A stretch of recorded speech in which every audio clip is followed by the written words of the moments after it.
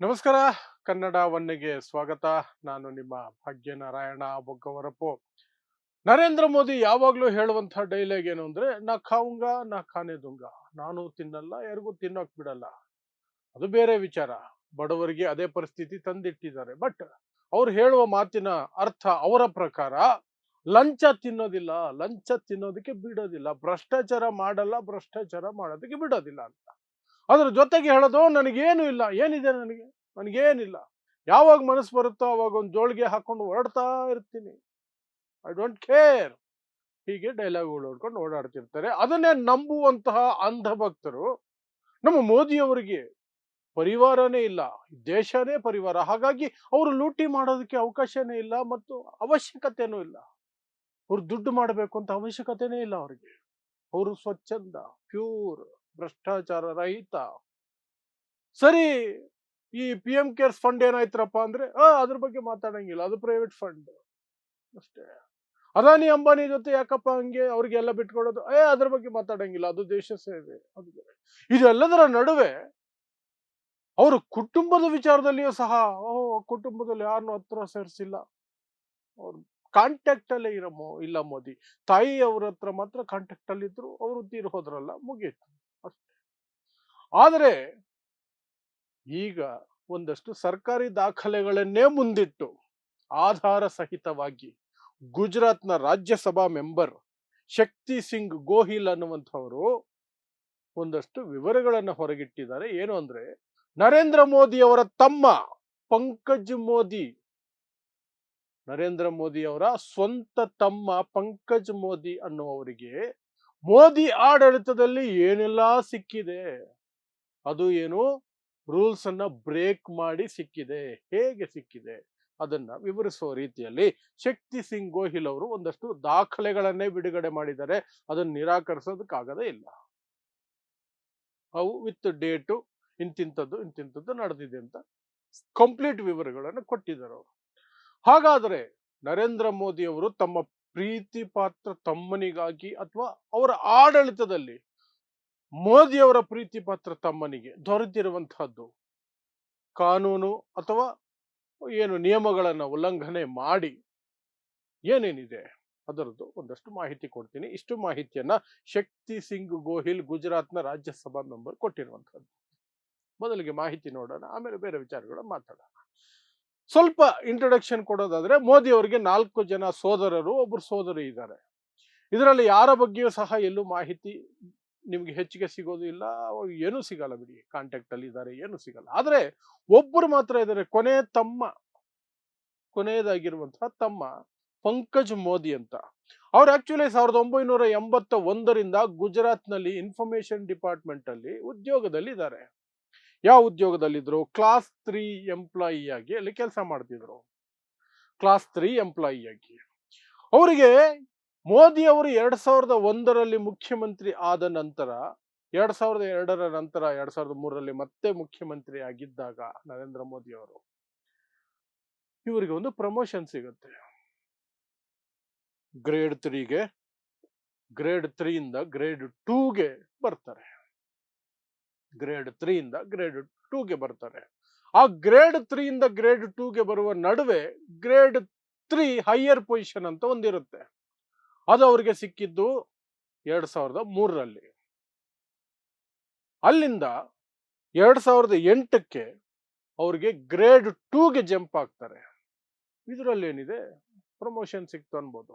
ಆದರೆ ಗುಜರಾತ್, ಇಲ್ಲಿ ಹೇಗೆ KPSC ಇದೆಯಲ್ಲ, ಅಲ್ಲಿ GPSC, Gujarat public service commission ಇದೆಯಲ್ಲ, ಅದರ ನಿಯಮಗಳ ಪ್ರಕಾರ, ಗುಜರಾತ್ ಸರ್ಕಾರದ ನಿಯಮಗಳ ಪ್ರಕಾರ ಗ್ರೇಡ್ 3 ಹೈಯರ್ ಲೆವೆಲ್ ಇಂದ ಗ್ರೇಡ್ 2ಗೆ ಬರಬೇಕಾದ್ರೆ 8 ವರ್ಷಗಳ ಅವಧಿ ಬೇಕಾಗತ್ತೆ, ಎಕ್ಸ್ಪೀರಿಯನ್ಸ್ ಹಾಕಬೇಕಾಗತ್ತೆ. ಆದ್ರೆ ಇವ್ರಿಗೆ ಕೇವಲ 5 ವರ್ಷದಲ್ಲಿ ಸಿಕ್ತು. ಮುಖ್ಯಮಂತ್ರಿ ತಮ್ಮ ಅಲ್ವಾ, 5 ವರ್ಷದಲ್ಲೇ ಸಿಕ್ತು.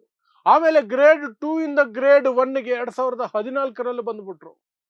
2008ರಲ್ಲಿ ಗ್ರೇಡ್ 2ಗೆ ಬಂದ್ರು, 2003ರಿಂದ 8ಕ್ಕೆ 5 ವರ್ಷಕ್ಕೆ ಬಂದ್ಬಿಟ್ರು. ರೂಲ್ ಇರೋದು 8 ವರ್ಷ. ಮತ್ತೆ ಗ್ರೇಡ್ 2 ಇಂದ ಗ್ರೇಡ್ 1ಗೆ ಬರ್ಬೇಕಂದ್ರೂ 8 ವರ್ಷ ಆಗಬೇಕು ಅಂತ ರೂಲ್ ಇದೆ. ಬಟ್ 6 ವರ್ಷದಲ್ಲಿ ಗ್ರೇಡ್ 1ಗೆ ಬಂದ್ಬಿಡ್ತಾರೆ. ಸೂಪರ್ ಅಲ್ವಾ? ಸೂಪರ್. ಅದು ಯಾವಾಗ? ನರೇಂದ್ರ ಮೋದಿ ಅವರು ಪ್ರಧಾನಿಯಾಗುವ ಆಸ್ಪಾಸ್ನಲ್ಲಿ ಆಸ್ಪಾಸ್ನಲ್ಲಿ. ಆ ನಂತರ 2016ರಲ್ಲಿ ಅವರಿಗೆ ರಿಟೈರ್ಮೆಂಟ್ ಏಜ್ ಬಂತು. ಆದರೆ ನಿವೃತ್ತಿ ಇಲ್ಲ. Extension extension extension.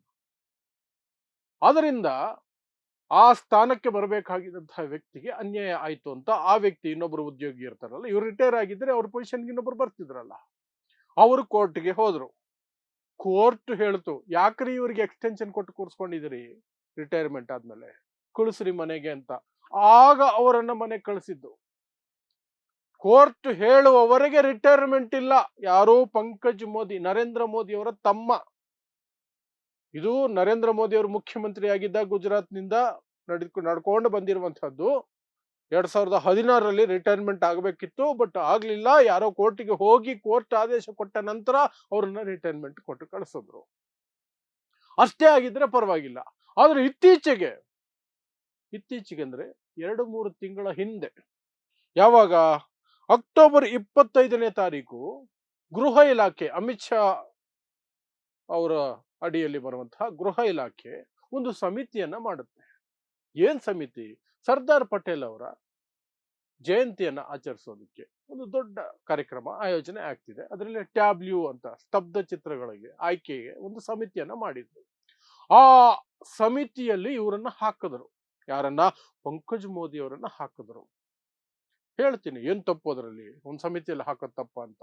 ಹೇಗೆ ತಪ್ಪು ಅಂತಲೂ ತಿಳಿಸ್ತೀನಿ. ಇದೆಲ್ಲವೂ ಸಹ ಶಕ್ತಿ ಸಿಂಗ್ ಗೋಹಿಲ್ ಅನ್ನುವಂಥವರು ರಾಜ್ಯಸಭಾ ಮೆಂಬರ್ ಗುಜರಾತ್ನಿಂದ ಅವರು ವಿವರವಾಗಿ ತಿಳಿಸಿದ್ದಾರೆ ವಿತ್ ಡಾಕ್ಯುಮೆಂಟ್ಸ್.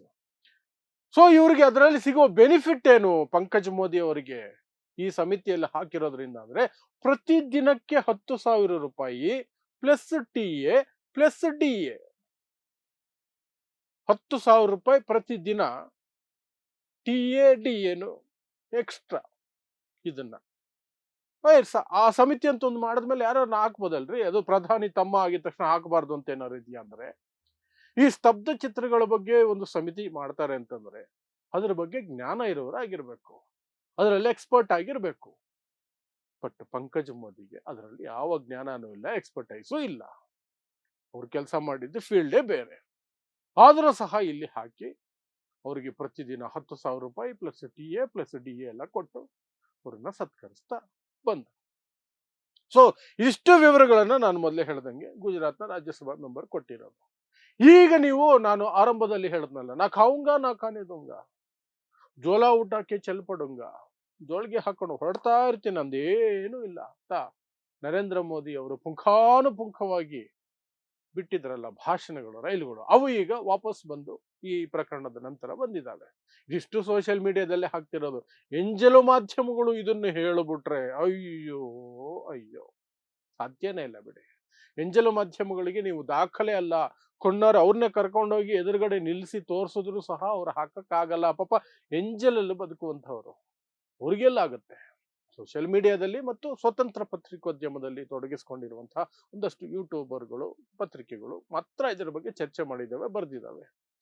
ಸೊ ಅಲ್ಲಿ ಚರ್ಚೆ ಆಗ್ತಿರುವಂತಹ ಜಾಗದಲ್ಲಿ ಮೋದಿಯವರ ಹಳೆ ವಿಡಿಯೋಗಳು ವೈರಲ್ ಆಗ್ತಾ ಇದ್ದಾವೆ. ಈಗ ನಾ ಖಾऊंगा ನಾ ಖಾನೆ दूंगा ಅನ್ನುವ ಡೈಲಾಗಿಂದ ಹಿಡಿದು ಜೋಳ ಅಲೆಕೆ ನಿಕ್ಕಲ್ ಪಡುಂಗ ಅನ್ನುವಂತಹ ಡೈಲಾಗುಗಳಿದಾವಲ್ಲ, ಆ ಡೈಲಾಗುಗಳೆಲ್ಲ. ಸೊ ನಾವು ಅದನ್ನ ಈಗ ಯಾವ ರೀತಿ ನೋಡಬೇಕು?